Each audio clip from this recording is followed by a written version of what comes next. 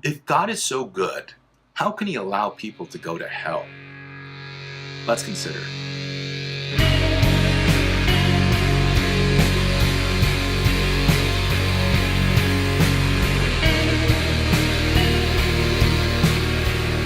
Hello, I'm Chico. Welcome to the Advancer Apologetics Moving Faith Forward. I have a viewer that had a great question, and she wanted to know if God calls us his children, he makes us by hand, right? He knows all things that are going to happen ahead of time. How is it the case that he would send some people to hell, right? Why would there even be this hell in the first place? This is from a viewer we'll call Mickey the mom. And it was a great question, right? And I think a lot of Christians, I think, are concerned with this. I've talked to Christians who are universalists. They believe that God eventually brings all people into heaven. They believe that after we die, there is hell, but God gives you second chances and third chances and as many chances as you want, right? And eventually you choose to come to heaven. I've talked to some people that are annihilationists. They believe that after we die, if we're not going to heaven, we just cease to exist. I can't get too far into. I mean, on a different episode, I could definitely talk about those things, and but it's definitely the case that the Bible doesn't seem to support those views. I've taken those views, an honest look at those views, and to be honest, I would love it if those views were true. Maybe they are true. Maybe God will have mercy in the last moment, and bring everybody else up. But to be honest, I wouldn't bet on it. I wouldn't stake my eternal existence on it. So our question then is, assuming that God would allow people to go to hell for eternity, how could something like that happen if God is good and loves us? Here's one possible explanation, and it comes from my personal view. Now, it's not something I came up with. All right, it's actually a classical view of heaven and hell.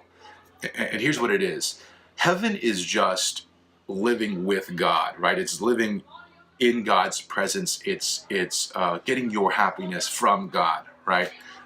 You are, after we die and we resurrect, right, and we come into the new heaven and new earth, the whole thing only works because it works on God, right? And God's very being there, right?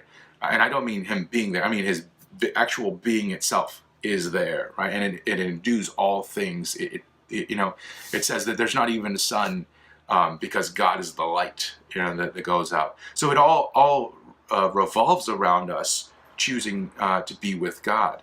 Now, imagine if you didn't love God, if you rejected God, even if you said that you love God, but when you found out God wasn't the guy that you wanted the God that gives us all orange juice every morning. You know what I'm saying? Like, if you wanted a God that was like a specific way, and the God of the universe is not that way, and you're pissed now, and you're like, I don't like that God.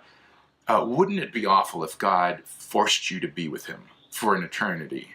That would be, a total violation of your free will, of your deciding capacities. So the idea is that God creates this other world and says, hey, you don't want to be with me?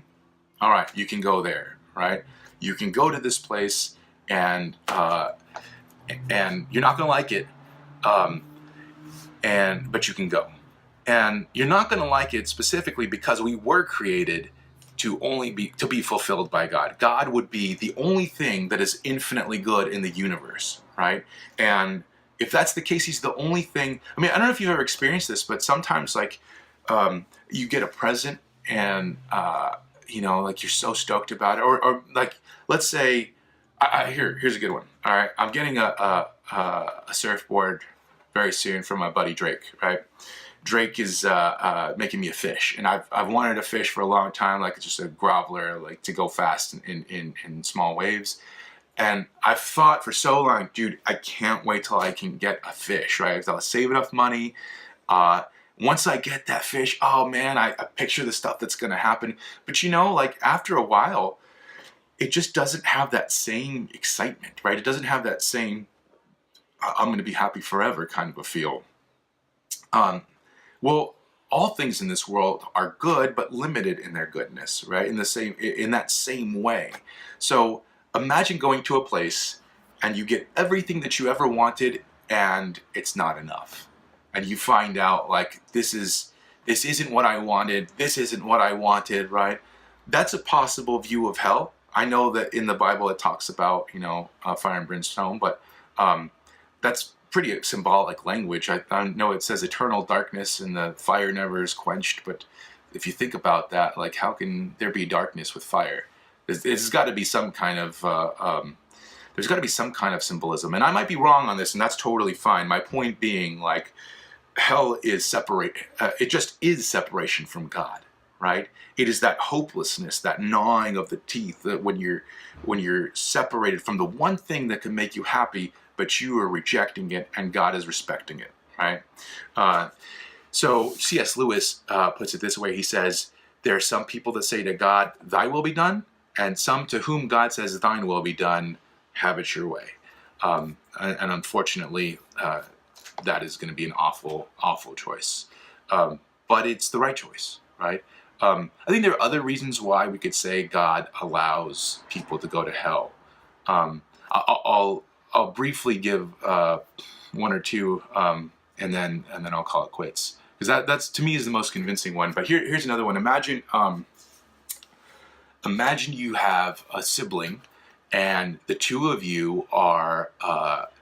Your mom says, "Hey, I'm gonna take you to Disneyland, right? But you have to do your chores all month long and never fail.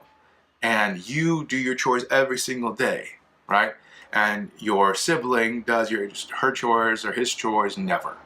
And at the end of the week, at the end of the month, mom looks at the chores list and says, "Oh, you did a great job. You did everything. Yay, Disneyland." Oh, there's nothing. In fact, you were a total jerk, right? Like, well, and let's say the mom sits there and thinks, well, oh, what the heck, let's all go. Wouldn't you be upset if that happened? You'd feel like this isn't just. This isn't right, right?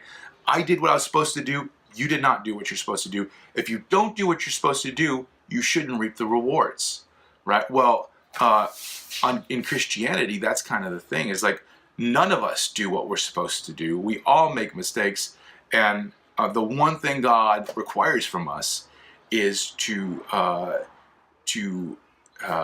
submit to Jesus, because he did the stuff that he was supposed to do, right? It's like he did the stuff that he was supposed to do, and he's like, oh, well, you can have my ticket, right, to Disneyland.